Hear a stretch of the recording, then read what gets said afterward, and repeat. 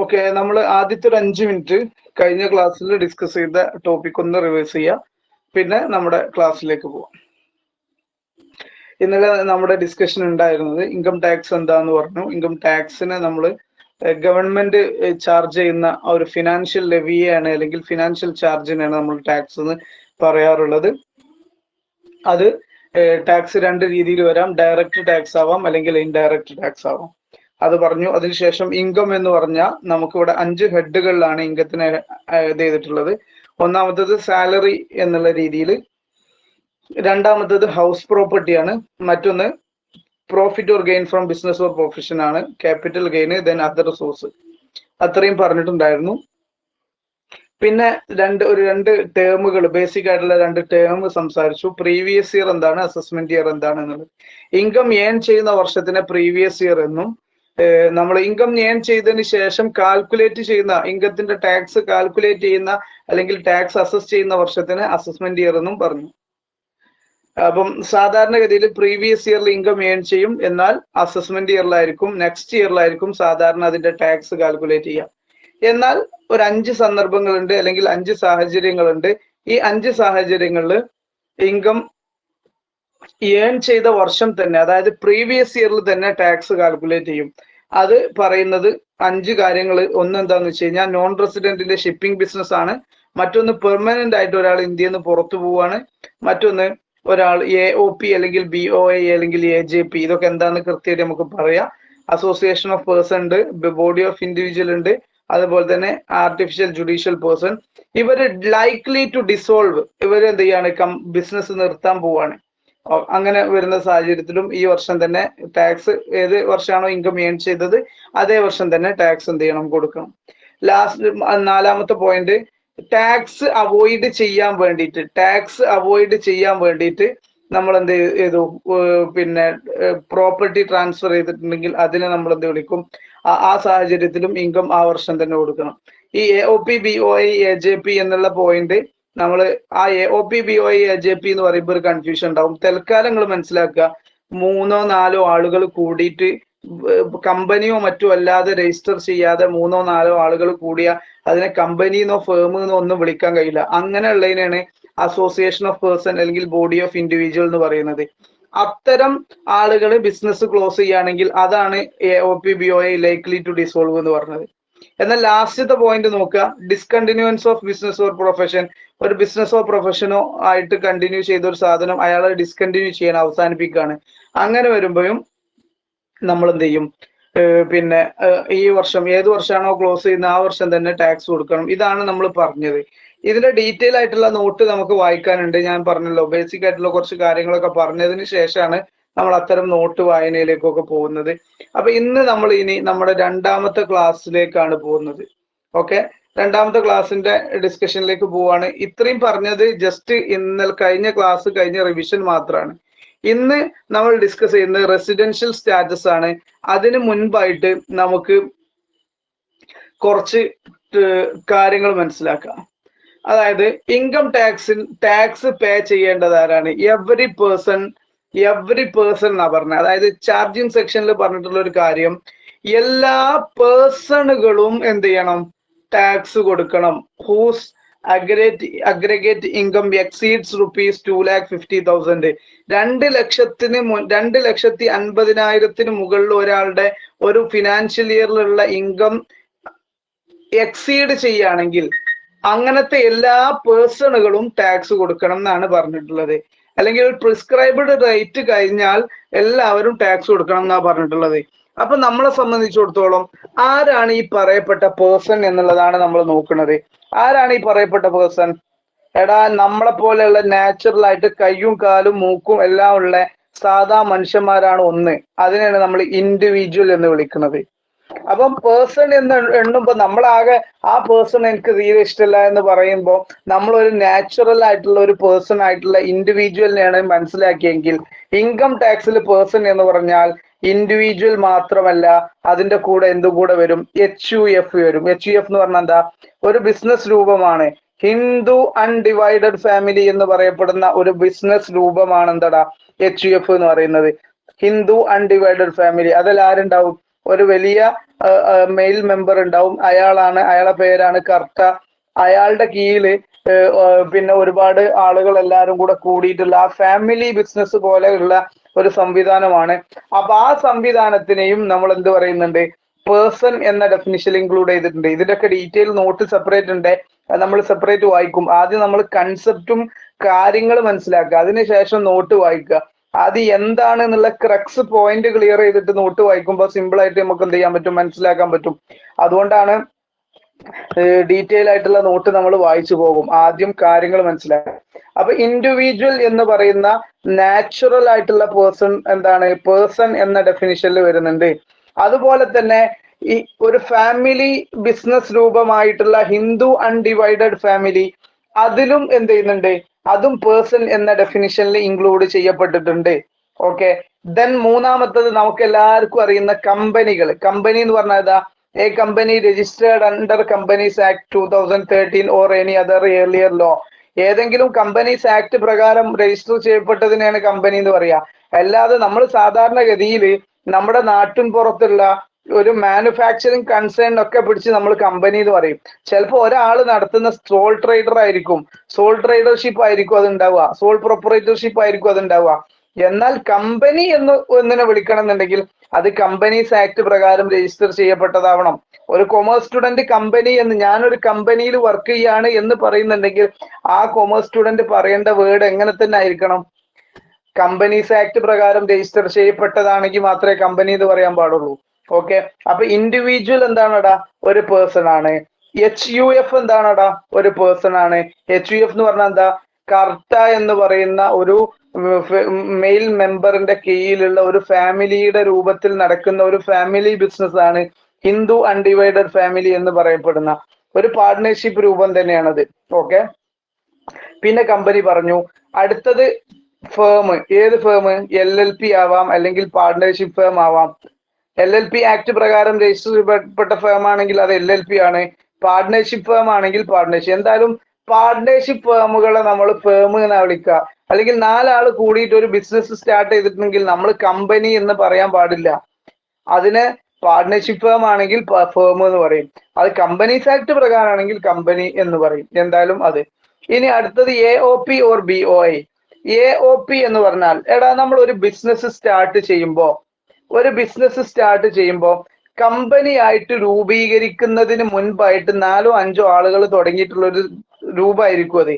ആ രൂപത്തിന് കമ്പനി ആയിട്ട് രജിസ്റ്റർ ചെയ്യപ്പെടുമ്പോൾ മാത്രമേ അത് എന്താ കമ്പനി ആവുള്ളൂ. അതായത് ഇപ്പം 4 ആളുകൾ കൂടി, 1 ആള്, 2 ആള്, 3 ആള്, അതുപോലെ തന്നെ 4 ആള്. ഈ 4 ആളുകൾ കൂടിയിട്ട് കമ്പനി രൂപീകരിക്കുകയാണ് എന്ന് കരുതുക. കമ്പനി രൂപീകരിച്ചു കഴിഞ്ഞാൽ അതിനെന്ത് കിട്ടും? ഇൻകോർപ്പറേഷൻ സർട്ടിഫിക്കറ്റ് കിട്ടും. എന്ത് കിട്ടും?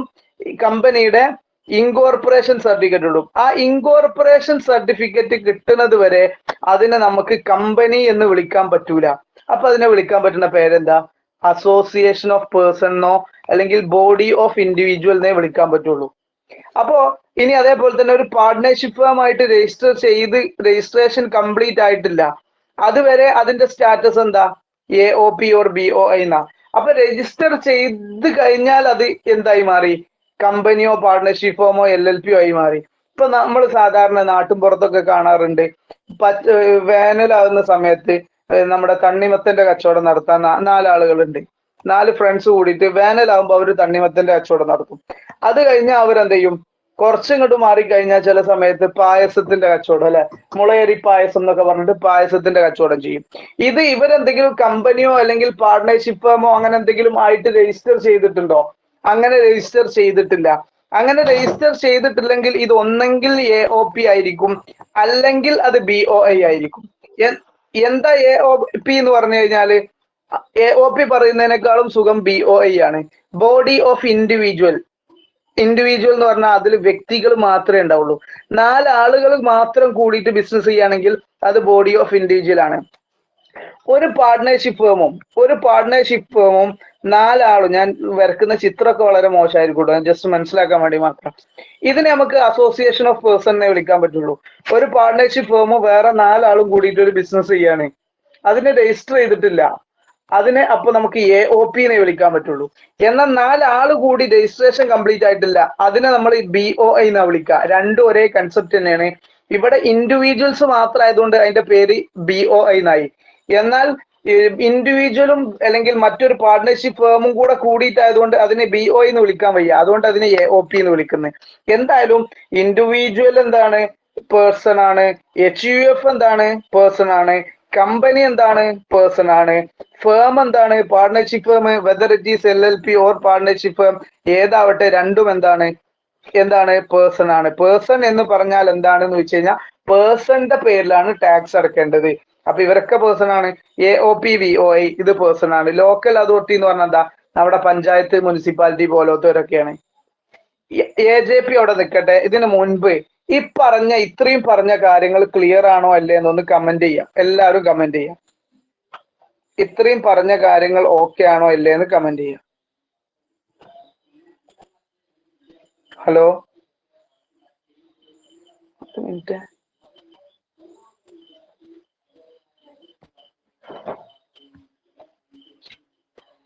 യെസ്. അതുപോലെ സ്പീഡിന്റെ ഇഷ്യൂ എന്തെങ്കിലും ഉണ്ടോ? സ്പീഡ് ഓക്കെ ആണോ? സ്പീഡ് ഇഷ്യൂ ഉണ്ടോ?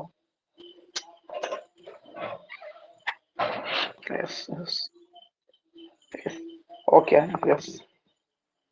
അപ്പൊ AOPയും BOIയും തമ്മിലുള്ള ഡിഫറൻസ് മനസ്സിലായോ? AOPയും BOIയും തമ്മിലുള്ള ഡിഫറൻസ് മനസ്സിലായോ? യെസ്. ഓക്കെ. കൺഫ്യൂഷൻ ഉണ്ടെങ്കിൽ നിങ്ങൾ ചോദിക്കണം കേട്ടോ, അല്ലെങ്കിൽ എനിക്ക് അറിയൂല, അതുകൊണ്ടാണ് അങ്ങനെ തന്നെ പറയുന്നത്. എങ്ങനെ AOP ഒന്നും കൂടെ? ആ, തീർച്ചയായിട്ടും. പ്രത്യേകിച്ച് ഒന്നുമില്ല. AOP എന്ന് പറയുമ്പോ BOI എന്ന് പറയുമ്പോഴുള്ള ഡിഫറൻസ്, BOIയില് എന്തുണ്ടാവുള്ളൂ? ഇതൊരു മനുഷ്യനാണ്, ഇത് വേറൊരു മനുഷ്യനാണ്, ഇതൊരു വേറൊരു മനുഷ്യനാണ്. ഇങ്ങനെ വന്നാൽ ഇതിനെ BOI എന്നാ വിളിക്കുക. ഇതൊരു മനുഷ്യനാണ്, ഇതൊരു മനുഷ്യനാണ്, ഇതൊരു മനുഷ്യനാണ്, ഇത് BOI തന്നെയാണ്. പക്ഷേ ഇതിലേക്ക് പാർട്ട്ണർഷിപ്പിലേക്ക് ഒരു കമ്പനി കൂടെ വന്നു, അല്ലെങ്കിൽ ഒരു പാർട്ട്ണർഷിപ്പും കൂടെ വന്നു. ഇതിൽ ഇൻഡിവിജ്വൽസ് മാത്രമേ ഉള്ളൂ അല്ലേ? ഇവിടെ ഇൻഡിവിജ്വൽസ് മാത്രമേ ഉള്ളൂ, സാധാ നാച്ചുറൽ പേഴ്സൺ മാത്രമേ ഉള്ളൂ. അപ്പൊ അതിനെ ബോഡി ഓഫ് ഇൻഡിവിജ്വൽ എന്ന് പറഞ്ഞു. എന്നാൽ ഇവിടെ ഇൻഡിവിജ്വൽ മാത്രമല്ലാത്തതുകൊണ്ട് തന്നെ അസോസിയേഷൻ ഓഫ് ഇൻഡിവിജ്വൽ എന്ന് പറയാൻ വയ്യ. അതുകൊണ്ട് തന്നെ അത് മറ്റൊരു പേര് വിളിച്ചു, അല്ലെങ്കിൽ ബോഡി ഓഫ് ഇൻഡിവിജ്വൽ എന്ന് വിളിച്ചു. കാരണം ഇൻഡിവിജ്വൽ എന്ന് പറഞ്ഞാൽ മൂക്കും നാക്കും എല്ലാം ഉള്ള ഒരു മനുഷ്യന്മാരാവണം, അപ്പോഴേ ഇൻഡിവിജ്വൽ എന്ന് പറയുള്ളൂ. ഇവിടെ എന്താണ്? ഒരു കമ്പനി. അപ്പം ഇപ്പം XYZ എന്ന് പറഞ്ഞിട്ടുള്ള ഒരു കമ്പനിയും, ഒരു XYZ ലിമിറ്റഡ് എന്ന് പറഞ്ഞിട്ടുള്ള ഒരു കമ്പനിയും, പിന്നെ ഞാനും, നിഷാദ്, വേറൊരാളാരാ, ഉമേഷ് ആയിക്കോട്ടെ, വേറെ ഏതെങ്കിലും ഒരു സതീഷ് ആയിക്കോട്ടെ. ഓക്കെ, ഈ 4 ആൾക്കാർ കൂടിയിട്ട് ഇതെന്താണ്? ഇതൊരു കമ്പനിയാണ്. ഇത് 3 വേറെ വ്യക്തികളാണ്. ഇതിന് നമ്മൾ AOP എന്നേ വിളിക്കാൻ കഴിയുള്ളൂ, നമുക്ക് BOI എന്ന് വിളിക്കാൻ പറ്റില്ല. എന്തുകൊണ്ടാ? ഇതിൽ ഇൻഡിവിജ്വൽ മാത്രമല്ല ഉള്ളത്. ഇൻഡിവിജ്വൽ മാത്രമുണ്ട്, പക്ഷെ അത് രജിസ്റ്റർ ചെയ്യപ്പെട്ടിട്ടില്ല. രജിസ്റ്റർ ചെയ്ത് കഴിഞ്ഞാൽ അത് കമ്പനിയോ എന്തെങ്കിലും ആവും. പക്ഷെ രജിസ്റ്റർ ചെയ്യാതെ നിൽക്കുന്നതാണെങ്കിൽ അതിനെ നമുക്ക് കമ്പനിന്നോ പാർട്ട്ണർഷിപ്പ് ഫേമെന്നോ LLP എന്നോ ഒന്നും വിളിക്കാൻ കഴിയൂല. അങ്ങനെയാണെങ്കിൽ അതിന് നമ്മൾ ഒരു പ്രത്യേക പേരിട്ടു. അത് ഒന്നെങ്കിൽ BOI ആണ്, അല്ലെങ്കിൽ AOP ആണ്. BOI എന്ന് പറഞ്ഞാൽ എന്താ? 4 ആൾ കൂടിയത്, അല്ലെങ്കിൽ 3 ആൾ കൂടിയത്. AOP എന്ന് പറഞ്ഞാൽ എന്താ? അവിടെ ചിലപ്പോൾ ഒരു സ്ഥാപനം കൂടെ ഉണ്ടാവും. ഒരു XYZും അതുപോലെ തന്നെ 4 ആളും കൂടിയിട്ട് ഒരു ചെറിയ സംരംഭം തുടങ്ങുകയാണ്. അത് സംരംഭം തുടങ്ങിയിട്ട് അവർ പുതിയൊരു കമ്പനി ആയിട്ടോ LLP ആയിട്ടോ രജിസ്റ്റർ ചെയ്തിട്ടില്ല. അങ്ങനെയാണെങ്കിൽ അതിനെ നമ്മൾ AOP എന്നാണ് വിളിക്കുക. റെഡി ആണോ അല്ലേ? ഒന്ന് കമന്റ് ചെയ്യാം. ഓക്കെ ആണോ അല്ലേ? നിമേഷ് ഓക്കെ ആണോ? AOP ഒന്നുകൂടെ എന്ന് പറഞ്ഞിട്ടുണ്ടായിരുന്നു. ഓക്കെ. പിന്നെ ഒരു കാര്യം, ഇത്രയൊന്നും ഡീറ്റെയിൽ ആയിട്ട് എക്സാമിൽ ഇതിന്റെ ഡിഫറൻസ് ഒന്നും ചോദിക്കൂല. പക്ഷെ നമ്മൾ ക്ലാസ് എടുക്കുമ്പോൾ ഇതൊന്നും അറിയാതെ വെറുതെ അങ്ങനെ പോയിട്ട് കാര്യമില്ലല്ലോ. അതുകൊണ്ടാണ് ഇത്തരം കാര്യങ്ങളൊക്കെ. ഇതിപ്പം ജസ്റ്റ് ക്ലാസ്സിൽ ഇതൊക്കെയാണ് പേഴ്സൺ എന്ന് പറഞ്ഞാൽ തന്നെ നിങ്ങൾക്ക് 5 മാർക്ക് കിട്ടാനുണ്ട്, എല്ലാതുമായി. പക്ഷെ ഒരു കൺസെപ്റ്റ് പറയുമ്പോൾ ആ കൺസെപ്റ്റിന് ഡീറ്റെയിൽ ആയിട്ട് നോളജ് എന്നുള്ളതല്ലേ ഒരു വലിയ കാര്യം. അതുകൊണ്ടാണ് അത്രയൊക്കെ പറയുന്നത് ക്ലാസ്സിനെ സംബന്ധിച്ചിടത്തോളം. ഓക്കെ. ഇനി നമ്മൾ എന്ത് ചെയ്തു? ഇനി AJP എന്ന് പറഞ്ഞൊരു സാധനം ഉണ്ട്. എന്താ? AJP, artificial judicial person. Artificial judicial person ഇതാരാ? ഇത് നമ്മുടെ യൂണിവേഴ്സിറ്റികൾ. നമ്മുടെ യൂണിവേഴ്സിറ്റി കമ്പനിയാണോ? യൂണിവേഴ്സിറ്റി HUF ആണോ? യൂണിവേഴ്സിറ്റി പാർട്ട്ണർഷിപ്പ് ഫേം ആണോ? ലോക്കൽ സെൽഫ് ഗവൺമെന്റ് ആണോ? ലോക്കൽ അതോറിറ്റി എന്ന് പറഞ്ഞാൽ എന്താ? പഞ്ചായത്ത്, മുനിസിപ്പാലിറ്റി, അതാണോ? യൂണിവേഴ്സിറ്റി ഏത് വ്യക്തിയാണോ? ഒന്നുമല്ല. അതുകൊണ്ട് തന്നെ യൂണിവേഴ്സിറ്റി. അതുപോലെ തന്നെ നമ്മുടെ അമ്പലങ്ങളിൽ, അതുപോലെ തന്നെ പള്ളികളിലൊക്കെ ഉണ്ടാവുന്ന ഇപ്പൊ അമ്പലങ്ങളിൽ നമുക്ക് ഗുരുവായൂർ അമ്പലം, അവിടുത്തെ പ്രതിഷ്ഠ ആയിട്ടുള്ള എന്താണ്? ശ്രീകൃഷ്ണനാണെന്നാണ് ഞാൻ മനസ്സിലാക്കുന്നത്. അപ്പൊ അവരുടെ പേരില് അവിടെ എന്ത് ചെയ്യുന്നുണ്ട്? ഈ പ്രതിഷ്ഠ എന്നല്ലേ അല്ലേ പറയാ? എനിക്ക് കറക്റ്റ് അറിയില്ല, എന്തായാലും പ്രതിഷ്ഠ എന്നാണ് ഞാൻ മനസ്സിലാക്കുന്നത്. അപ്പൊ അവരുടെ പേരിൽ എന്ത് ചെയ്യുന്നുണ്ട്? ഈ പിന്നെ ശ്രീകൃഷ്ണൻ, അവരുടെ പേരിൽ അവിടെ അത്യാവശ്യം ഫണ്ട് കാര്യങ്ങളൊക്കെ വരുന്നുണ്ട്. അതുപോലെ തന്നെ ഈ മുസ്ലിം ഇതിനായിട്ട് കണക്ട് ചെയ്തിട്ടുള്ള മക്ബറകൾ ഉണ്ടാവും. ഏതെങ്കിലും ഒരു പിന്നെന്താണ് ഒരു ഏതെങ്കിലും ഒരു വലിയ പണ്ഡിതനൊക്കെ ആയിട്ടുള്ള ഏതെങ്കിലും ഒരു വ്യക്തിന്റെ മക്ബറകൾ, അതിന്റെ പേരിൽ അവിടെ നല്ല ഫണ്ട് വരുന്നുണ്ടാവും. ഇതുപോലെ എല്ലാത്തിനും ഉണ്ടാവും. അപ്പൊ അത്തരം ഇതെന്താണ്? ഫേം ആണോ? കമ്പനിയാണോ? AOP ആണോ? ഇവിടൊക്കെ വന്നിട്ട് നമ്മൾ ഇപ്പൊ ഈ മക്ബറിനെ അല്ലെങ്കിൽ ഈ ഗുരുവായൂർ അമ്പലത്തിന് പോയിട്ട് അതൊരു കമ്പനിയാണെന്ന് പറഞ്ഞാൽ നാട്ടുകാർ തല്ലും. അപ്പൊ അതിനൊരു പുതിയ പേരിട്ടതാണ് ആർട്ടിഫിഷ്യൽ ജുഡീഷ്യൽ പേഴ്സൺ. യൂണിവേഴ്സിറ്റികള്, ഇങ്ങനത്തെ പ്രതിഷ്ഠകള്, ഇത്തരം മക്ബറകള്, ഇതിനൊക്കെ നമ്മൾ വിളിക്കുന്ന പേരാണ് ആർട്ടിഫിഷ്യൽ ജുഡീഷ്യൽ പേഴ്സൺ. റെഡി ആണോ? പോയിന്റ് പറഞ്ഞത് ക്ലിയർ ആണ്? അപ്പൊ ഇതിന് ചോദിക്കും, നിങ്ങൾ ഗുരുവായൂർ അമ്പലത്തിനോ അല്ലെങ്കിൽ ഏറുവാടി ഇത്തരം അല്ലെങ്കിൽ മമ്പുറം മക്കാമ് പോലത്തെ അതിനൊക്കെ ടാക്സ് കൊടുക്കണോ വെച്ചാൽ ടാക്സ് അവർക്ക് ഒഴിവാണ്. പക്ഷെ ടാക്സ് ഒഴിവാണ് എന്നത് കരുതികൊണ്ട് ഒരു ഇൻകം ഒന്നും ഗവൺമെന്റിനെ അറിയിക്കേണ്ടതുണ്ടോ? ഇൻകം കിട്ടിയതൊക്കെ ഗവൺമെന്റിനെ കൃത്യമായിട്ട് അറിയിക്കണം. പക്ഷെ അവരെ ടാക്സ് എക്സം ചെയ്യും. ഓക്കെ ആണല്ലോ? ഇതൊക്കെയാണ് നമുക്ക് പേഴ്സൺ എന്ന് പറയുന്നത്. ഓക്കെ, റെഡി അല്ലേ? ഇത്രയും പേഴ്സൺ എന്ന് പറഞ്ഞു കഴിഞ്ഞാൽ നിങ്ങൾക്ക് എല്ലാം ഈ 5 പോയിന്റ് അല്ലെങ്കിൽ 6 പോയിന്റുകൾ പേഴ്സൺ എന്ന ഡെഫിനിഷനിൽ ചോദിച്ചു കഴിഞ്ഞാൽ എഴുതാൻ കഴിയൂലെ? ഇൻഡിവിജ്വൽ ആണ്. ഇൻഡിവിജ്വൽ എന്ന് പറഞ്ഞാൽ നാച്ചുറൽ പേഴ്സൺ ആണ്. അടുത്തത് കമ്പനിയാണ്. A company which registered under the companies act എന്ന് പറഞ്ഞിട്ട് എഴുതാം. പള്ളി സ്കൂളാണ്. പള്ളി സ്കൂളൊക്കെ ട്രസ്റ്റിന്റെ ഇതിലൊക്കെ വന്നുകൂടില്ല. സാധാരണ യൂണിവേഴ്സിറ്റികൾ ഇത്തരം സാധനങ്ങളൊക്കെയാണ് എന്ത് ചെയ്യുക വരിക. ഓക്കെ, ഇത്തരത്തൊക്കെ നമുക്ക് പറയാം ഒരു പരിധി വരെ. സ്കൂൾ എന്നൊക്കെ പറയുമ്പോൾ എന്താ വെച്ചാൽ പല സ്കൂളൊക്കെ ഇപ്പൊ കമ്പനി ആയിട്ടും ഫേമൊക്കെ ആയിട്ടാണ് രജിസ്റ്റർ ചെയ്തത്. അതുകൊണ്ട് നമുക്ക് ഒറ്റയടിക്ക് അത് പറയാൻ പറ്റൂല. പല സ്കൂളും ട്രസ്റ്റുകളായിട്ടും മറ്റും അല്ലെങ്കിൽ കോപ്പറേറ്റീവ് സൊസൈറ്റികളായിട്ട് അല്ലെങ്കിൽ കമ്പനികളായിട്ട് ഒക്കെയാണ് രൂപീകരിക്കുന്നത് കേട്ടോ, ട്രസ്റ്റിന്റെ ഒക്കെ കീഴിൽ.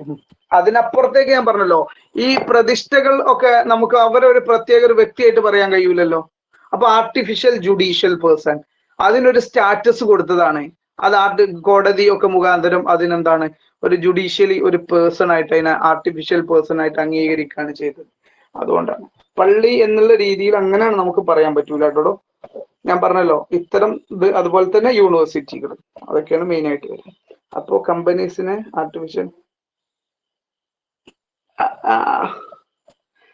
ആർട്ടിഫിഷ്യൽ പേഴ്സൺ എന്ന് പറയാറുണ്ട്. പക്ഷെ ആർട്ടിഫിഷ്യൽ ജുഡീഷ്യൽ പേഴ്സൺ കമ്പനീസ്, നിങ്ങൾ എന്ത് കമ്പനീസ് ആക്ട് എടുത്തിട്ട് ഇങ്ങോട്ട് കൊണ്ടുവരില്ല കേട്ടോ.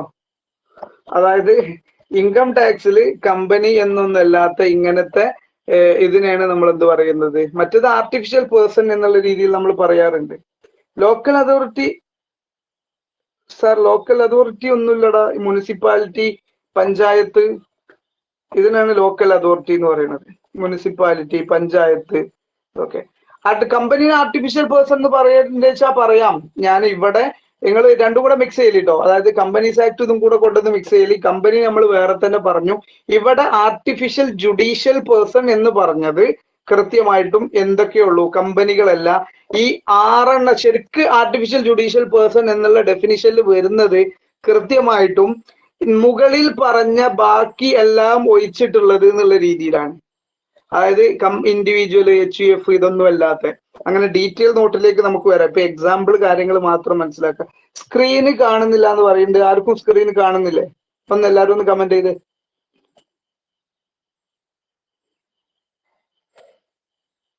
ഇല്ല. യെസ്,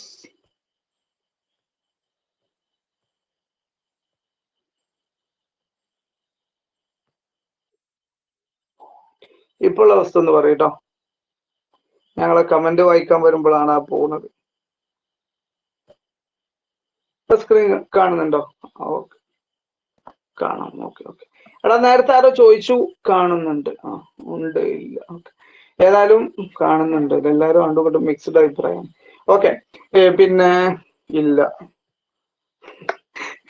അതെ, തീരെ നെറ്റില്ലാത്ത ആളുകളൊന്നും ശ്രദ്ധിക്കുക. ഇപ്പൊ കാണുന്നുണ്ട് എന്നാണ് കൂടുതൽ എനിക്ക് കിട്ടിയ വിവരം. ഓക്കെ, ഞാനിപ്പോ പറഞ്ഞത് മനസ്സിലാക്കുക. ആരോ ചോദിച്ചിരുന്നു, കമ്പനി ആർട്ടിഫിഷ്യൽ ജുഡീഷ്യൽ പേഴ്സൺ അല്ലേ? കമ്പനി ആർട്ടിഫിഷ്യൽ ജുഡീഷ്യൽ പേഴ്സൺ ആണ്. പക്ഷെ നമ്മളെ സംബന്ധിച്ചിടത്തോളം ഇവിടെ ആർട്ടിഫിഷ്യൽ ജുഡീഷ്യൽ പേഴ്സൺ എന്ന് പറയുമ്പോൾ മുകളിൽ പറഞ്ഞ ആറിലും ഉൾപ്പെടാത്ത ബാക്കി ഇത്തരം സംഭവങ്ങൾ എന്താണ്, യൂണിവേഴ്സിറ്റികള്, അതുപോലെ തന്നെ എന്താണ് ഇങ്ങനത്തെ ഡാച്ചികൾ ഉണ്ടാവും, അത്തരം സംഭവങ്ങൾ അതിനെയാണ് ഇൻക്ലൂഡ് ചെയ്യുന്നത് കേട്ടോ. അത് അങ്ങനെ തന്നെയാണ് ഡെഫിനിഷൻ ആക്ടും പറഞ്ഞിട്ടുള്ളത്. അത് ഞാൻ ആ സമയത്ത് കാണിക്കുന്നുണ്ട്. ഇപ്പൊ നമ്മൾ ഡിസ്കസ് ചെയ്യുന്നത് റെസിഡൻഷ്യൽ സ്റ്റാറ്റസ് എന്ന് പറഞ്ഞാൽ ഈ പോയിന്റ് ഓക്കെ ആണല്ലോ അല്ലെ? ഞാൻ അടുത്തൊരു ഘട്ടത്തേക്ക് ഡിസ്കഷൻ കൊണ്ടുപോട്ടെ. ടെക്സ്റ്റ് നമുക്ക് ലാസ്റ്റ് വായിക്കാം, എല്ലാം പറഞ്ഞു കഴിഞ്ഞിട്ട് ടെക്സ്റ്റ് വായിക്കാം. അപ്പൊ കുറച്ചും കൂടെ ക്ലാരിറ്റി വരും. ഒന്ന് കമന്റ് ചെയ്യാം.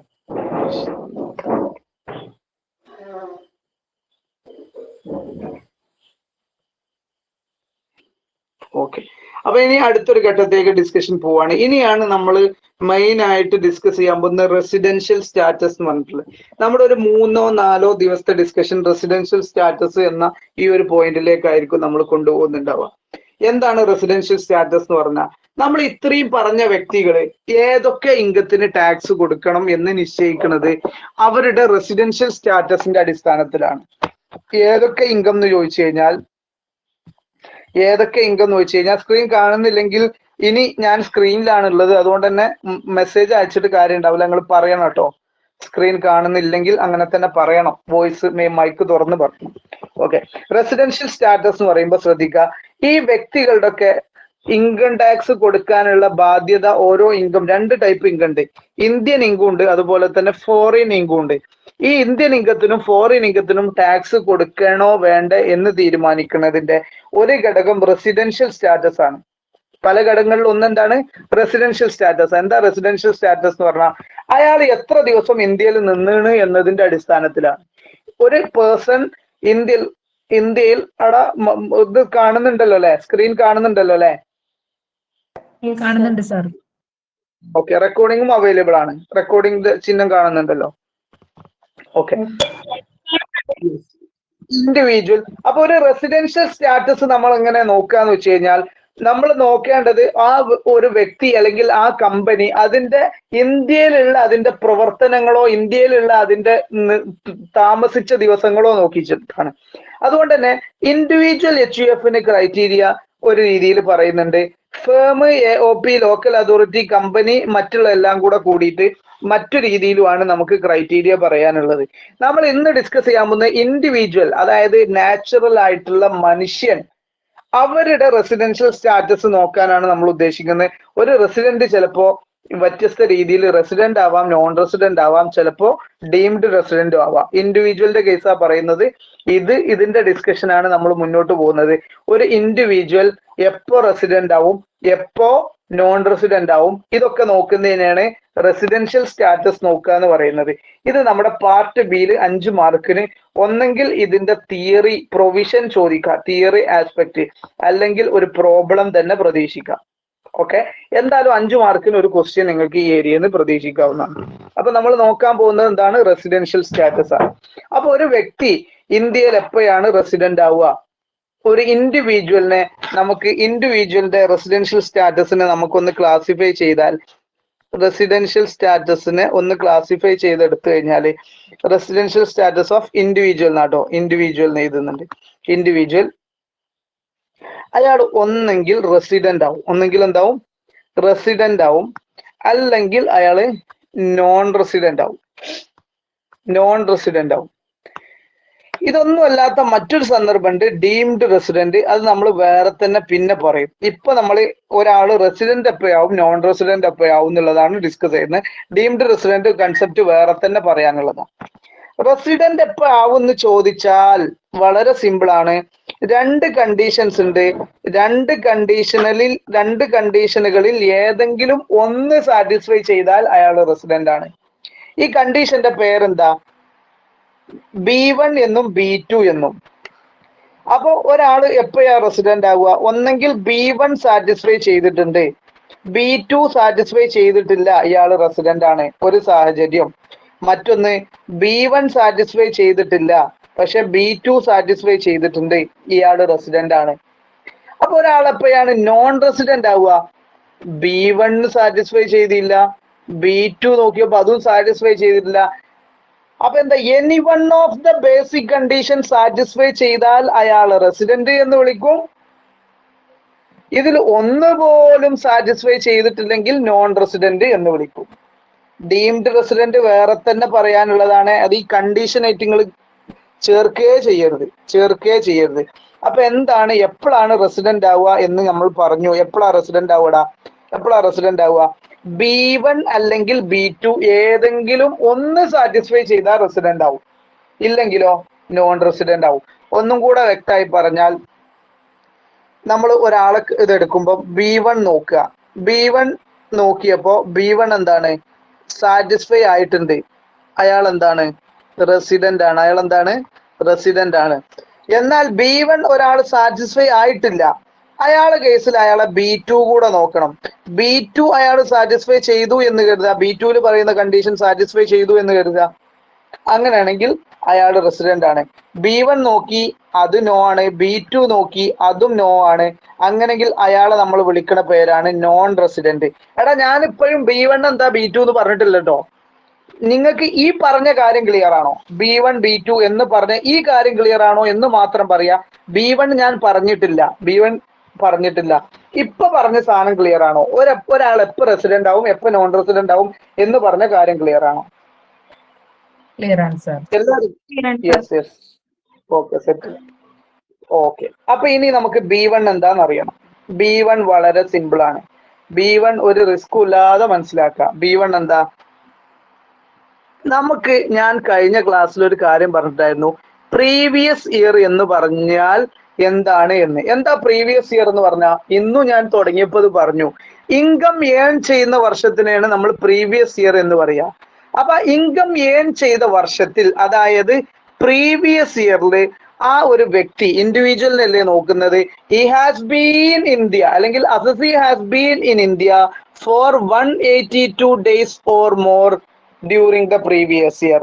പ്രീവിയസ് ഇയറിൽ 182 ദിവസമോ അതിൽ കൂടുതലോ ഇന്ത്യയിൽ ഉണ്ടെങ്കിൽ, ഏതാ പ്രീവിയസ് ഇയർ എന്ന് പറഞ്ഞാൽ? ഇൻകം ഏൺ ചെയ്ത വർഷം. അതായത് നമ്മളെ സംബന്ധിച്ചിടത്തോളം 2024-25 2024-25 182 ദിവസമോ അതിൽ കൂടുതലോ ഇന്ത്യയിൽ ഉണ്ടെങ്കിൽ അയാൾ റെസിഡന്റ് ആണ്. ഈ കണ്ടീഷൻ ഒരാൾക്ക് ഇല്ല എങ്കിൽ രണ്ടാമത് നമ്മൾ നോക്കുന്ന ബേസിക് കണ്ടീഷനിലെ B2 എന്താണ്? B2 നോക്കുമ്പം പ്രീവിയസ് ഇയർ മാത്രം നോക്കിയാൽ പോരാ, അയാളുടെ മറ്റ് സന്ദർഭങ്ങളും കൂടെ നോക്കണം. അപ്പൊ എന്താണ്? പ്രീവിയസ് ഇയർ എടുക്കുക. പ്രീവിയസ് ഇയർ എന്ന് പറഞ്ഞാൽ ഏതാ? പ്രീവിയസ് ഇയർ എന്ന് പറഞ്ഞാൽ 2024-25. ഇതിൽ അയാൾ 60 ദിവസമോ അതിൽ കൂടുതലോ ഉണ്ടോ നോക്കുക. ആൻഡ് അതിന് പുറമെ പ്രീവിയസ് ഇയറിന് മുൻപുള്ള 4 വർഷങ്ങൾ എടുക്കുക. പ്രീവിയസ് ഇയറിന് മുൻപുള്ള 4 വർഷങ്ങൾ എടുക്കുക. ഏതാടാ പ്രീവിയസ് ഇയറിന്റെ മുൻപുള്ള 4 വർഷങ്ങൾ? ഒന്ന് 23-24, മറ്റൊന്ന് 22-23, മറ്റൊന്ന് 21-22, അടുത്തത് 20-21. ഈ 4 വർഷങ്ങളും കൂടെ ചേർത്ത് നോക്കുമ്പോ 365 ദിവസമോ അതിൽ കൂടുതലോ ഉണ്ടാവണം. അപ്പൊ B2-ല് 2 കാര്യം പറഞ്ഞു. ഒന്നാമത്തെ കാര്യം എന്താ? പ്രീവിയസ് ഇയർ നോക്കുക. പ്രീവിയസ് ഇയറിൽ 60 ദിവസമോ അതിൽ കൂടുതൽ ഉണ്ടോ നോക്കുക. അതിന് പുറമെ പ്രീവിയസ് ഇയറിന്റെ മുൻപുള്ള 4 പ്രീവിയസ് ഇയേഴ്സ് എടുക്കുക. 4 പ്രിസീഡിങ് പ്രീവിയസ് ഇയേഴ്സ്. ഏതാ ടേമുകൾ നിങ്ങൾ ഇപ്പൊ തന്നെ ഇങ്ങനെ മനസ്സിൽ കൊണ്ടുവരും കേട്ടോ. എന്നാൽ ഞാൻ വായിക്കുമ്പോ പെട്ടെന്ന്, ഇനി ലോ ഞാൻ അങ്ങനെ വായിക്കാൻ തുടങ്ങും, ആ സമയത്ത് നിങ്ങൾക്ക് പെട്ടെന്ന് അത് ഓർമ്മയിൽ കിട്ടും.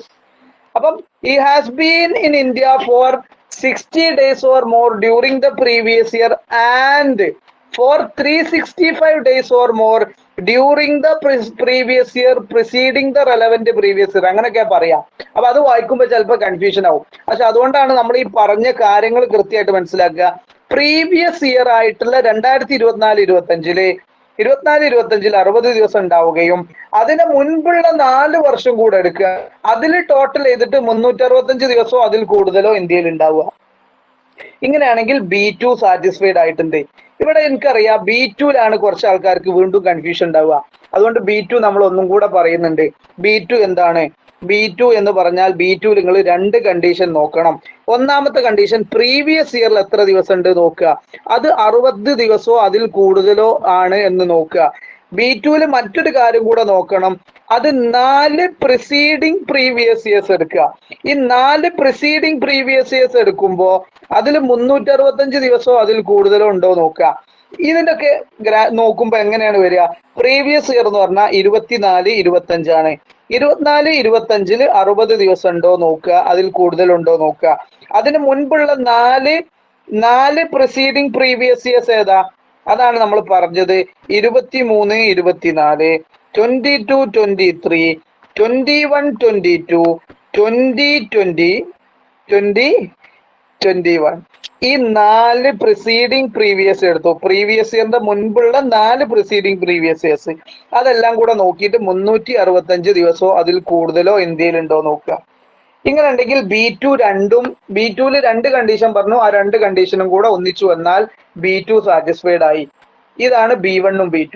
ഒന്നും കൂടെ എന്താണ് B1? എന്താണ് B1? B1 ഒന്നുമില്ല, വളരെ സിമ്പിളാ. B1 ആകെ നോക്കാനുള്ളത് പ്രീവിയസ് ഇയർ നോക്കുക, 182 ദിവസം ഉണ്ടോ നോക്കുക. ഓക്കെ. അതില്ലെങ്കിൽ B2 നോക്കുക. B2ൽ എന്താ? പ്രീവിയസ് ഇയറിൽ 60 ദിവസമോ അതിൽ കൂടുതലോ. ആൻഡ് അതിന് പുറമെ 4 പ്രിസീഡിങ് പ്രീവിയസ് ഇയേഴ്സ് ഉണ്ട്. അതിൽ 365 ദിവസമോ അതിൽ കൂടുതലോ ഉണ്ടോ നോക്കുക. നിങ്ങൾ ഈ പറഞ്ഞ കണ്ടീഷൻ ഇപ്പൊ ക്ലിയർ ആണോ അല്ലേ? അത് ആദ്യം കമന്റ് ചെയ്യും, എന്നിട്ട് ബാക്കി. ക്ലിയർ ആണ് സർ. യെസ്. കഴിഞ്ഞ ക്ലാസ്സിൽ റെക്കോർഡ് ഇട്ടില്ല എന്ന് വെച്ച് കഴിഞ്ഞാൽ നമ്മുടെ റെക്കോർഡിങ്സ് ഒക്കെ 2 മണിക്കൂറിന്റെ ഉള്ളിൽ ഓട്ടോമാറ്റിക്കലി അവൈലബിൾ ആകും. എന്ന് മാത്രമല്ല, ആ റെക്കോർഡിങ്സ് എങ്ങനെ കിട്ടുക എന്നുള്ളത് അതിൽ ഗ്രൂപ്പിൽ അതിന്റെ സ്ക്രീൻ റെക്കോർഡിങ്ങും ഷെയർ ചെയ്തിട്ടുണ്ടായിരുന്നു. ഓക്കെ.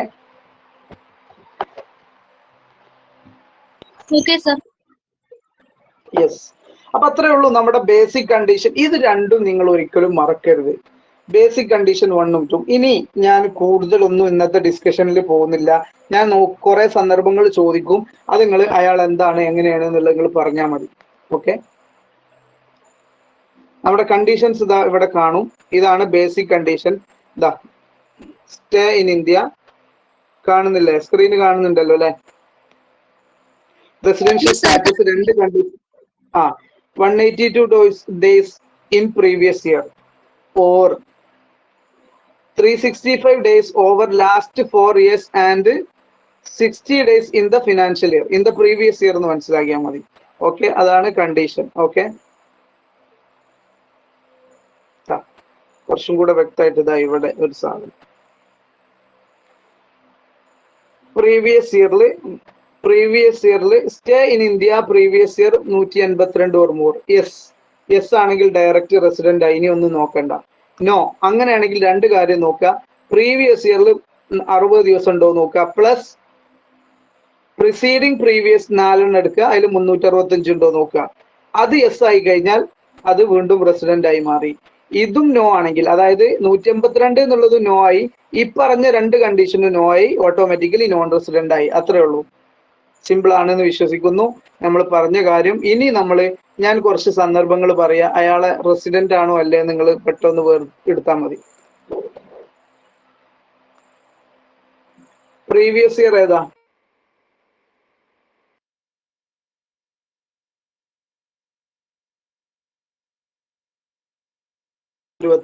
ഫസ്റ്റ് ടൈം ആയിട്ട് ഇതിനൊക്കെ പ്രോബ്ലം നമ്മൾ ചെയ്യൂട്ടോ. ഇത് കാര്യം കൺസെപ്റ്റ് ക്ലിയർ ആക്കാനുള്ള ചോദ്യമാണ്. ഫസ്റ്റ് ടൈം ആയിട്ട് ഒരാൾ ഇന്ത്യയിൽ നിന്ന് എന്ത് ചെയ്യാണ്? ജൂലൈ 31 ഇന്ത്യയിൽ നിന്ന് പോവാണ്. First time. ഇയാള് റെസിഡന്റ് ആണോ നോൺ റെസിഡന്റ് ആണോ? ഫസ്റ്റ് ടൈം എന്നൊന്നും പറഞ്ഞ് നോക്കേണ്ടതില്ല. ഒറ്റ കാര്യം ചോദിച്ചാൽ മതി, ഇയാൾ B1 സാറ്റിസ്ഫൈ ചെയ്തു, അതാണ് നിങ്ങൾ നോക്കേണ്ടത്. B1 സാറ്റിസ്ഫൈ ആണ്. അതായത് 2024 ജൂലൈ 31 അയാൾ ഇന്ത്യയിൽ നിന്ന് പോവാണ്. അയാൾ B1 സാറ്റിസ്ഫൈ ചെയ്തു. നിങ്ങൾ ആദ്യം കമന്റ് ബോക്സിൽ പറയേണ്ടത് B1 സാറ്റിസ്ഫൈ ചെയ്തോ, നമുക്ക് റെസിഡന്റ് ആണോ ഒക്കെ തീരുമാനിക്കാം. 2024 ജൂലൈ 31 ഒരു വ്യക്തി ആദ്യമായിട്ട് ഇന്ത്യയിൽ നിന്ന് പുറത്തു പോവാണ്. ആ ഫിനാൻഷ്യൽ ഇയറിൽ അയാൾ റെസിഡന്റ് ആണോ അല്ലേ എന്നാണ് നമ്മൾ നോക്കുന്നത്. അതിലെ B1 അയാൾ സാറ്റിസ്ഫൈഡ് ആണോ?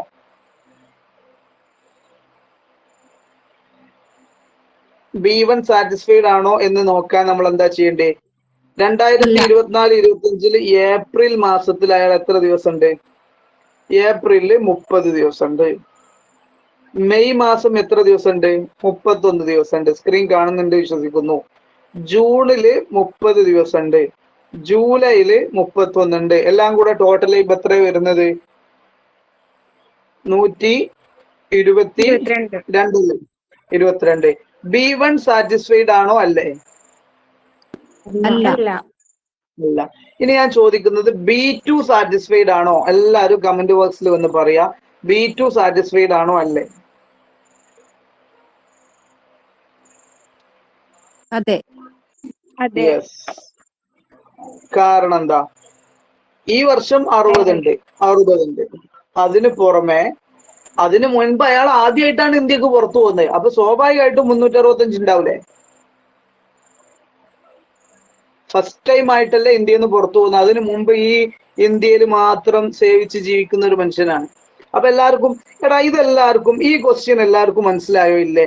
ഒന്ന് കമന്റ് ചെയ്യേ. ഇപ്പൊ ഈ ഒരു ക്വസ്റ്റ്യൻ, ഒരു സിനാരിയോ നമ്മൾ പറഞ്ഞു, എല്ലാവരും സെറ്റ് ആണോ അല്ലേ എന്നൊന്ന് പറഞ്ഞാൽ മതി.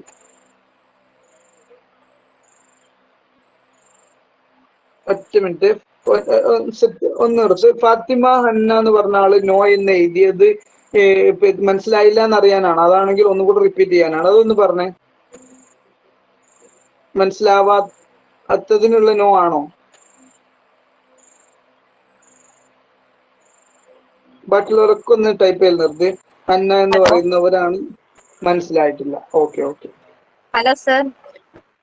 പറഞ്ഞോളൂ സർ. ഇപ്പൊ വന്നിട്ട് ഈ സൗദി പോണ ആൾക്കാരൊക്കെ, UAE പോണ ആൾക്കാരൊക്കെ അധികം ഇന്ത്യയില് കുറെ നാൾക്കൾ ഉണ്ടാവൂല. ചിലപ്പോ അവര് വന്നിട്ട് മേ ബി 3 ദിവസത്തിന് ഒരിക്കൽ, 1 മാസമായിരിക്കും വരുന്നുണ്ടാകുക. അപ്പൊ അവർക്ക് B1ഉം B2 സാറ്റിസ്ഫൈ ചെയ്തില്ലെങ്കിൽ അവര് നോൺ റെസിഡന്റ് ആണോ? അതെ, നോൺ റെസിഡന്റ് ആണോ? എന്താ പറഞ്ഞാ അവർക്ക് UAEലും റെസിഡൻസി കിട്ടൂല. റെസിഡൻസി എന്നതും സിറ്റിസൺഷിപ്പും വെവ്വേറെയാണ്. നമ്മൾ സിറ്റിസൺ ആവണം എന്നില്ല റെസിഡന്റ് ആവാണ്. അതുപോലെ സിറ്റിസൺ ആയിക്കൊണ്ട് അയാൾ റെസിഡന്റ് ആവണം എന്നില്ല. ഇത്രേ ഉള്ളൂ. റെസിഡന്റ് എന്ന് പറഞ്ഞാൽ ഇന്ത്യയിൽ അയാൾ നിന്നോ ഇല്ലേ നോക്കുന്നുള്ളൂ. അതിനർത്ഥം അയാൾക്ക് ഇന്ത്യയിൽ ജീവിക്കാൻ പറ്റൂല എന്നൊന്നുമില്ല അർത്ഥം. അയാൾ എത്ര ദിവസം ഇന്ത്യയിൽ ഉണ്ട്, അങ്ങനെയാണെങ്കിൽ അയാൾ റെസിഡന്റ് ആണ്, അല്ലെങ്കിൽ റെസിഡന്റ് അല്ല. അങ്ങനെയാണെങ്കിൽ അയാൾ എന്ത് ടാക്സ് കൊടുക്കണം, അത്തരം കാര്യങ്ങളൊക്കെ വരുന്നുണ്ട്. ഇത് അയാളെ വേറെ ഒന്നിനും ബാധിക്കുന്നില്ല കേട്ടോ. വേറെ ഒന്നിനും ബാധിക്കുന്നില്ല. ടാക്സിന് റെസിഡന്റ് ആണോ അല്ലേ എന്ന് മാത്രമേ നോക്കുന്നുള്ളൂ. അല്ലാതെ അയാളെ സിറ്റിസൺഷിപ്പോ മറ്റു കാര്യങ്ങളിലൊന്നും ഇവിടെ ചോദ്യം ഉയർത്തുന്നില്ല. ആകെ ഉള്ളത് 182 ദിവസം ഉണ്ടെങ്കിൽ അയാൾ റെസിഡന്റ് ആണ്. റെസിഡന്റ് ആണെങ്കിൽ ലോകത്ത് എവിടെ കിട്ടുന്ന ഇൻകത്തിനും ഇന്ത്യയിൽ ടാക്സ് കൊടുക്കണം. നോൺ റെസിഡന്റ് ആണെങ്കിൽ ഇന്ത്യയിലുള്ള ഇൻകത്തിന് മാത്രം ടാക്സ് കൊടുത്താൽ മതി. അതൊക്കെ നമ്മൾ പറയാൻ വരുന്നുണ്ട്. ഞാൻ ഫാത്തിമ ഹന്ന എന്ന് പറഞ്ഞ ആളൊന്ന് മൈക്ക് തുറന്നാൽ, ഞാൻ ഈ പേര് വിളിക്കണമെന്ന് തോന്നരുത്, എനിക്ക് കാര്യങ്ങൾ കിട്ടാൻ വേണ്ടിയിട്ടാണ്. ഏത് ഏരിയയിലാണ് ഇഷ്യൂ ഉള്ളത്? നമ്മുടെ B1ഉം B2ഉം പറഞ്ഞത് ക്ലിയർ ആയിരുന്നോ ഹന്ന? B1 B2 ഓക്കെ ആയിരുന്നോ? ഹലോ, നീ കമന്റ് ചെയ്താലും മതി. Yes, okay. ഈ ക്വസ്റ്റ്യനിലാണ് ഇഷ്യൂ അല്ലേ? അപ്പൊ ക്വസ്റ്റ്യനിലല്ലേ ഇഷ്യൂ അന്ന? Yes, okay. അപ്പൊ ഞാൻ ഈ ക്വസ്റ്റ്യൻ ഒന്നും കൂടെ പറയാം കേട്ടോ. കാരണം ഈ ഒന്ന് ക്ലിയർ ആക്കി എനിക്ക് ബാക്കിയുള്ളതിന് വലിയ സുഖമായിട്ട് പോകാൻ പറ്റും. അതുകൊണ്ടാണ് ഈ ക്വസ്റ്റ്യൻ എന്തായിരുന്നു. ഒരാൾ ആദ്യമായി ഇന്ത്യയിൽ എന്ത് ചെയ്യാണ്? ജൂലൈ 31 പോവാണ്. ജൂലൈ 31 പോയതുകൊണ്ട് ഇന്ത്യയിലുള്ളത് തന്നെയാണ് നമ്മൾ എന്ത് ചെയ്യേണ്ടത്? ജൂലൈ 31 ചേർക്കണം. അപ്പൊ നമ്മൾ ഇയാള് റെസിഡന്റ് ആണോ നോൺ റെസിഡന്റ് ആണോ എന്ന് നോക്കാൻ പോവാണ്. അത് നോക്കണമെങ്കിൽ B1 നോക്കണം, അല്ലെങ്കിൽ B2 നോക്കണം. ആദ്യം നമ്മൾ B1 നോക്കാം. അയാള് B1 എന്താ 182 ദിവസമോ അതിൽ കൂടുതലോ ഇന്ത്യയിൽ ഉണ്ടോ നോക്കുകയാണ്. അപ്പൊ ഈ ജൂലൈ 31 എന്ന് പറഞ്ഞത് 2024 ജൂലൈ 31 കേട്ടോ. അതിനുശേഷം അയാൾ ഇന്ത്യയിൽ വന്നിട്ടില്ല. പക്ഷെ ആദ്യമായി അയാൾ ഇന്ത്യയിൽ നിന്ന് പോകുന്നത് ജൂലൈ 31 അപ്പൊ നമുക്കൊരു കാര്യം അറിയാം, ഈ 2024-25 ഉള്ള പ്രീവിയസ് ഇയർ അല്ലേ, 24-25 എന്നാ ഡേറ്റ് തുടങ്ങുക? 1/4/2024 മുതൽ 31/3/2025 വരെ അല്ലേ തുടങ്ങുക? അങ്ങനെയാണല്ലോ സ്വാഭാവികമായിട്ടും. അപ്പൊ അതിൽ 4-ാം മാസമായിട്ടുള്ള ഏപ്രിലില് 30 ദിവസം അയാൾ ഇന്ത്യയിലുണ്ട്. 5-ാം മാസമായിട്ടുള്ള മെയ്യില് അയാൾ 31 ദിവസം ഉണ്ട്. 6-ാം മാസമായിട്ടുള്ള ജൂണിൽ അയാൾ 30 ദിവസം ഉണ്ട്. 7-ാം മാസം ജൂലൈയിൽ അയാൾ 31 ദിവസം ഉണ്ട്. ഇന്ത്യയിൽ ടോട്ടൽ അയാള് ഈ പ്രീവിയസ് ഇയർ ആയിട്ടുള്ള 24-25 122 ദിവസമാണുള്ളത്. ഈ പറഞ്ഞത് ഓക്കെ ആണോ അല്ലേ എന്നൊന്ന് കമന്റ് ചെയ്യണേ, പെട്ടെന്ന് സ്പീഡായിട്ട്. ഈ പറഞ്ഞത് ഓക്കെ ആണോ അല്ലേ?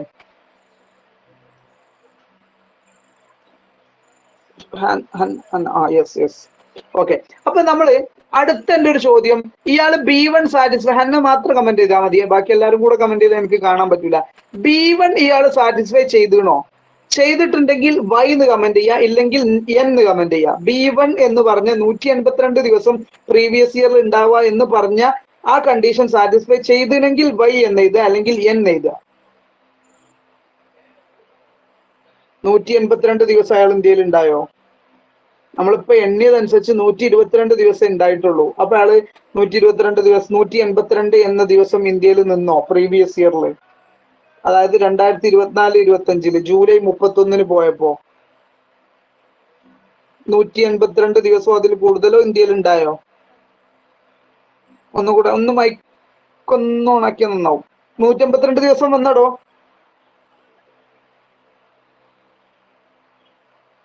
ആകെ അയാൾ ജൂലൈ ഇതിലല്ലേ പോയത്.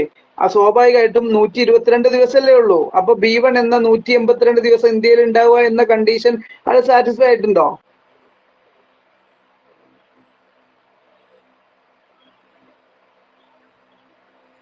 ഇല്ല. യെസ്, ഇല്ല. സെറ്റ്. അപ്പൊ അയാളുടെ രണ്ടാമത്തെ കണ്ടീഷൻ നമ്മൾ നോക്കണം. അയാളുടെ രണ്ടാമത്തെ കണ്ടീഷൻ എന്താണ്? സ്ക്രീൻ കാണുന്നുണ്ടെന്ന് വിശ്വസിക്കാണ്. രണ്ടാമത്തത്, പ്രീവിയസ് ഇയറിൽ അയാൾ 60 ദിവസമോ അതിൽ കൂടുതലോ ഉണ്ടാവണം. അതുണ്ടായിട്ടില്ലേ? പ്രീവിയസ് ഇയറിൽ 60 ദിവസം, കാരണം 122 ദിവസം ഉണ്ടായിട്ടുണ്ട്, 60 ദിവസം ഉണ്ടായിട്ടുണ്ട്. പിന്നെ എന്താ പറഞ്ഞ? പിന്നെ 4 പ്രിസീഡിങ് പ്രീവിയസ് ഇയേഴ്സ് എടുക്കുക. അതിൽ 365 ദിവസമോ അതിൽ കൂടുതലോ ഇന്ത്യയിൽ ഉണ്ടോ നോക്കുക. പക്ഷെ അത് നോക്കേണ്ടതില്ല. കാരണം എന്താ? ഈ 60 ദിവസം അയാൾ ഇന്ത്യയിൽ ഉണ്ടായി എന്ന് ഉറപ്പിച്ചു. അടുത്തത് എന്താണുള്ളത്? പ്രിസീഡിങ് പ്രീവിയസ് ഇയേഴ്സിൽ 4 ഉണ്ടാവുക എന്ന് പറഞ്ഞാൽ അയാൾ ആദ്യമായിട്ട് ഇന്ത്യയിൽ നിന്ന് പുറത്തു പോകുന്നത്. അപ്പൊ സ്വാഭാവികമായിട്ടും അയാൾ ബാക്കിയുള്ള ദിവസം മുഴുവൻ ഇന്ത്യയിലാണ് ഉള്ളത്. അപ്പൊ ആ സെക്കൻഡ് കണ്ടീഷൻ സ്വാഭാവികമായിട്ടും സാറ്റിസ്ഫൈഡ് ആവൂലേ എന്നതാണ് എന്റെ ചോദ്യം. ഒന്നാമത്തെ സാറ്റിസ്ഫൈഡ് അല്ലെങ്കിലും രണ്ടാമത്തെ സാറ്റിസ്ഫൈഡ് ആവൂലേ?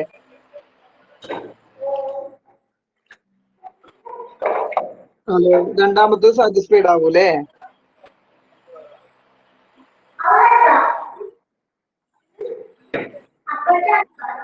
യെസ്. അപ്പം യെസ് ആവും. അതെ, അത്രേ ഉള്ളൂ. അപ്പൊ ഇതിൽ ഏതെങ്കിലും ഒന്ന് സാറ്റിസ്ഫൈ ചെയ്ത് കഴിഞ്ഞാൽ അയാൾ എന്താ വിളിക്കുക? എല്ലാവരും കമന്റ് ചെയ്യും. ഇതിൽ B1 അല്ലെങ്കിൽ B2 ഇതിൽ ഏതെങ്കിലും ഒന്ന് സാറ്റിസ്ഫൈ ചെയ്തു കഴിഞ്ഞാൽ അയാൾ എന്താ വിളിക്കുക? അയാളെ നമ്മൾ വിളിക്കുന്നത് റെസിഡന്റ് എന്നാണ്. അത്രേ ഉള്ളൂ. അയാളെ വിളിക്കുക റെസിഡന്റ് എന്നുള്ളതാണ്. ഓക്കെ അല്ലേ? ഓക്കെ. ഇനി ഒരൊറ്റ ചോദ്യം കൂടെ ചോദിച്ചിട്ട് ഞാൻ എന്ത് ചെയ്യാണ്, ഇന്നത്തെ ക്ലാസ് വൈൻഡപ്പ് ചെയ്യും. ഒറ്റ ചോദ്യം ഒന്നുമില്ല. ഞാൻ മുമ്പ് ഒരിക്കൽ എന്റെ ഇതിലൊക്കെ ചോദിച്ച ചോദ്യം തന്നെയാണ്. ഒന്നുമില്ല. ഒരാള് ഞാനൊക്കെ പഠിച്ചു തുടങ്ങുന്ന സമയത്ത് ബ്രെഡ്ലി എന്ന് പറഞ്ഞൊരു കളിക്കാരുണ്ടായിരുന്നു. ഓസ്ട്രേലിയൻ കളിക്കാരനാണ്. ഇയാള് IPL കളിക്കാൻ എല്ലാ വർഷവും ഇയർലി അയാൾ 100 ദിവസം ഇന്ത്യയിൽ വരും. 100 ദിവസം ഇന്ത്യയിൽ വരും. എല്ലാ വർഷവും 100 ദിവസം ഇന്ത്യയിൽ വരും. ഇയാള് ഒന്നാമത് എനിക്ക് അറിയേണ്ടത് B1 സാറ്റിസ്ഫൈഡ് ആണോ എന്നുള്ളതാണ്. എല്ലാവരും B1 സാറ്റിസ്ഫൈഡ് ആണെങ്കിൽ യെസ് എന്ന് എഴുതുക, B1 സാറ്റിസ്ഫൈഡ് അല്ലെങ്കിൽ നോ എന്ന് എഴുതുക. എല്ലാ വർഷവും 100 ദിവസം വരും. കഴിഞ്ഞ ഒരു 15 കൊല്ലമായിട്ട് അയാൾ ഇന്ത്യയിൽ എന്ത് ചെയ്യുന്നുണ്ട്? 100 ദിവസം IPL കളിക്കാൻ വരുന്നുണ്ട്. ഇയാൾ B1 സാറ്റിസ്ഫൈഡ് ആണോ അല്ലേ? No no no yes yes yes. ഇനി എന്റെ ചോദ്യം ഓക്കെ, എല്ലാവർക്കും നോ ആണ് എന്ന് ഞാൻ മനസ്സിലാക്കുന്നത്. ഇനി എന്റെ അടുത്ത ചോദ്യം, B2 സാറ്റിസ്ഫൈഡ് ആണോ? കഴിഞ്ഞ ഒരു 15 കൊല്ലമായിട്ട് എല്ലാ 100 ദിവസം IPL കളിക്കാൻ വരുന്നുണ്ട്. B2 സാറ്റിസ്ഫൈഡ് ആണോ? അപ്പൊ അയാൾ എന്താണ്? ഇനി അയാൾ എന്താണ്? അതാണ് നിങ്ങൾ കമന്റ് ചെയ്യേണ്ടത്. അയാൾ എന്താണ്? യെസ് യെസ്, റെസിഡന്റ് ആണ്. എടാ, ഇത്രേ നമുക്ക് സംസാരിക്കാനുള്ളൂ. റെസിഡന്റ് എന്താണെന്ന് മനസ്സിലാക്കാനുള്ള ഇനി പ്രോബ്ലം ചെയ്യണോ? ഇതിപ്പോ ഞാൻ പറഞ്ഞ ഇതുപോലത്തെ ഒരുപാട് പ്രോബ്ലംസ് ആണ് നമ്മൾ എന്ത് ചെയ്യുക ഈ ഒരു കാര്യത്തിൽ. നിങ്ങൾക്ക് ഇന്നത്തെ സെഷൻ ഓക്കെ അല്ലേ? കൺഫ്യൂഷൻ ഉണ്ടോ? അതുപോലെ തന്നെ പിന്നെ ലാഗ്, സ്പീഡ്, മറ്റു കാര്യം ഇതൊക്കെ നിങ്ങൾ റിവ്യൂ ചെയ്ത് കഴിഞ്ഞാൽ എനിക്ക് അതനുസരിച്ച് ചേഞ്ചസ് വരുത്താൻ പറ്റുള്ളൂ. അതുകൊണ്ടാണ് ചോദിക്കുന്നത്. സ്പീഡിന്റെ കാര്യത്തിൽ ഇഷ്യൂ ഉണ്ടോ? അതുപോലെ തന്നെ എന്തെങ്കിലും മാറ്റങ്ങൾ വരുത്തേണ്ടതുണ്ടോ? ഓക്കെ, ക്ലിയർ ആണ്. ഓക്കെ, സെറ്റ് ആണ്. Yes yes. ഓക്കെ, അപ്പൊ ഇന്നത്തെ ക്ലാസ് നമ്മൾ തൽക്കാലം ഇവിടെ എന്ത് ചെയ്യാണ്, അവസാനിപ്പിക്കാണ്. നമുക്ക് അടുത്തത് നാളെ. Perfect, okay. മറ്റേ from the back from the phone എന്നൊക്കെ പറഞ്ഞ പെർഫെക്റ്റ് ഓക്കെ ആണല്ലേ? ഓക്കെ, അപ്പൊ ഇൻഷാ അല്ലാഹ് നമുക്ക് മറ്റൊരു ദിവസം കാണാം. ആളുകള് പിന്നെ ഇനിയും കൺഫ്യൂഷൻ ഉള്ള ആളുകളെ ചിലപ്പോ ഉണ്ടാവും. ഞാൻ ഇതൊക്കെ പറഞ്ഞു കഴിഞ്ഞിട്ട് ഇനിയും ഞാൻ കമന്റ് ബോക്സിൽ ചോദിച്ചാല്, നേരത്തെ ഒരാള് ഞാൻ വീണ്ടും ചോദിച്ചില്ലേ, അങ്ങനെ ഇനിയും അയാളെങ്ങനെ വിളിച്ചു ചോദിക്കുവോ, അങ്ങനെ ഒന്നും കരുതണ്ട. നിങ്ങൾ ആരും മുഖം നമ്മൾ കാണുന്നില്ല, ഏതൊക്കെ കുറെ ഐഡികളാണ്. ഓക്കെ, ഇനിയും സംശയങ്ങൾ ഉണ്ടെങ്കിൽ നിങ്ങൾക്ക് എന്ത് ചെയ്യാം, ധൈര്യമായിട്ട് എന്റെ വാട്സപ്പിൽ വരാം. എന്റെ നമ്പർ ഓൾറെഡി ഗ്രൂപ്പിൽ ഉണ്ടല്ലോ. ഞാൻ ചിലപ്പോ ഒക്കെ തിരക്കിലായിരിക്കും, എന്നാലും ഞാൻ റെസ്പോണ്ട് ചെയ്യും, മറുപടി തന്നിരിക്കും. പക്ഷെ അരമണിക്കൂറിനുള്ളിൽ ചിലപ്പോൾ കിട്ടുമെന്ന് അറിയില്ല, പക്ഷെ നോർമലി കിട്ടും. വോയിസിൽ റീപ്ലൈ തന്നാൽ പ്രശ്നമുണ്ടോ? ആർക്ക് പ്രശ്നം? എനിക്ക് പ്രശ്നമൊന്നുമില്ല. ക്ലാസ് ഒറ്റ കുഴപ്പമേ ഉള്ളൂ, വേറെ ആളുടെ സൗണ്ട് വരരുത്. ഓക്കെയാണ്. മൈക്ക് ഓൺ ആക്കാനും ഞാൻ അയച്ച കമന്റ് കാണാനും പറ്റുന്നില്ല. ഓക്കെ. വോയിസ് അയക്കുന്നതിന് ഒരു കുഴപ്പമില്ല, പക്ഷെ വേറെ സൗണ്ടുകൾ വരരുത്. അവിടുന്ന് കുട്ടി കരയുന്ന സൗണ്ട് അങ്ങനത്തെ ഒക്കെ വരാതെ സൂക്ഷിക്കുക. മറ്റുള്ളവർക്ക് ബുദ്ധിമുട്ടായിരിക്കും. അല്ലാത്തത് ക്ലാരിറ്റി വരുത്താൻ ഏറ്റവും ഇത് കമന്റിൽ ഇതെല്ലാം കൂടെ ഇടാൻ ചിലപ്പോൾ ബുദ്ധിമുട്ടായിരിക്കും. അപ്പൊ വോയിസ് വന്നുകൊണ്ടു, വോയിസിന് കുഴപ്പമൊന്നുമില്ല. വേറെ അലമ്പുണ്ടാവരുത് എന്നേ ഞാൻ പറഞ്ഞിട്ടുള്ളൂ. കൺഫ്യൂഷൻസ് ഉണ്ടെങ്കിൽ വാട്സപ്പിലും കൂടെ കോൺടാക്ട് ചെയ്യാം കേട്ടോ. അത്ര തന്നെ, വേറെ പ്രത്യേകിച്ച് ഒന്നും പറയല്ല. നിങ്ങൾ അക്കൗണ്ട്സ് ഫോർ മാനേജ്മെന്റിന്റെ ക്ലാസ് ഉണ്ടായിരുന്നോ? FMO ഏതിന്റെ ക്ലാസ്സാ ഇന്നുണ്ടായിരുന്നത്?